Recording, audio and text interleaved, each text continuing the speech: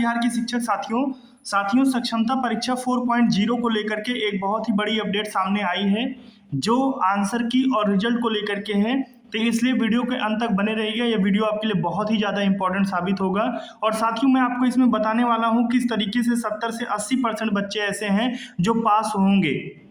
ठीक है, तो चलिए वीडियो को स्टार्ट करते हैं। अगर अच्छा लगे तो इसको लाइक करके चैनल को जरूर सब्सक्राइब कर लीजिएगा। सबसे पहले मैं आपको बताना चाहूँगा जो इसका एक ऑफिशियल नोटिस है साथियों सक्षमता परीक्षा का, उसमें जो उत्तीर्णांक के बारे में दिया गया है, तो सबसे पहले मैं उसी पर बात कर लेता हूँ। इसको आप समझ लीजिएगा, उसके बाद मैं आगे की बातों पर चलूँगा।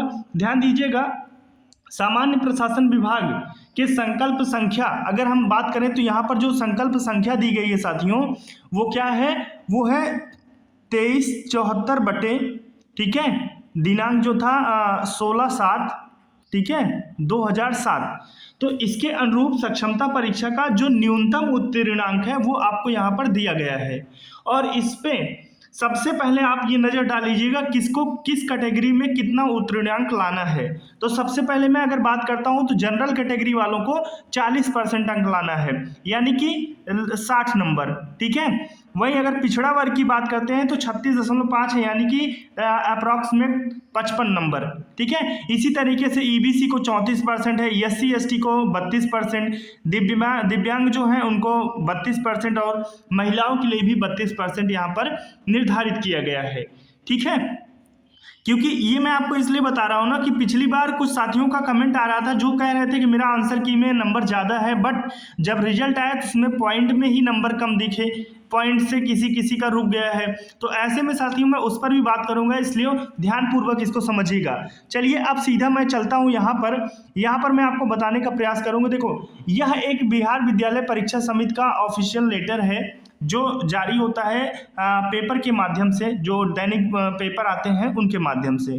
तो इसमें साथियों ये जो है ये सक्षमता 3 का है, इसके आधार पर मैं आपको इसका बताने वाला हूँ। तो ध्यान दीजिएगा, सक्षमता 3 की जो परीक्षा हुई थी साथियों वो 23 से लेकर के 25 अगस्त 2025 के बीच में हुआ था। ये सीबीटी के माध्यम से आयोजित किया था और इसका जो आंसर की था साथियों वो वेबसाइट पर 13/8/2025 को, ठीक है, जुलाई में ये हुआ था और 13/8/2025 को ये आपका क्या हुआ था, अपलोड हो गया था। माफ़ कीजिएगा, जो अगस्त मैंने बोला है वो जुलाई था, ठीक है, जुलाई था।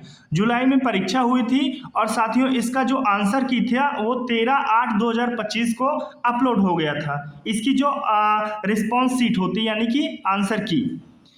और साथियों मैं इसके आधार पर अगर आपको बताऊँ तो आपकी परीक्षा जो है, ठीक है, 24 तारीख से आयोजित हुई, 24 से लेकर के 26 तक जो आपका सक्षमता 4 है, 4.0 है। तो यहाँ पर साथियों एक चीज़ आप ध्यान दीजिएगा, ये परीक्षा आयोजित हुई और इसका जो आंसर की है साथियों, अगर हम आंसर की बात करते हैं तो याद रखिएगा आपका 10 अक्टूबर से लेकर के, ठीक है, इस डेट को याद रखिएगा, 10 अक्टूबर से लेकर के 15 अक्टूबर के बीच में आपका आंसर की जारी हो जाएगा, ठीक है। बहुत ही बड़ी अपडेट है सामने, इसको ध्यान में रखिएगा।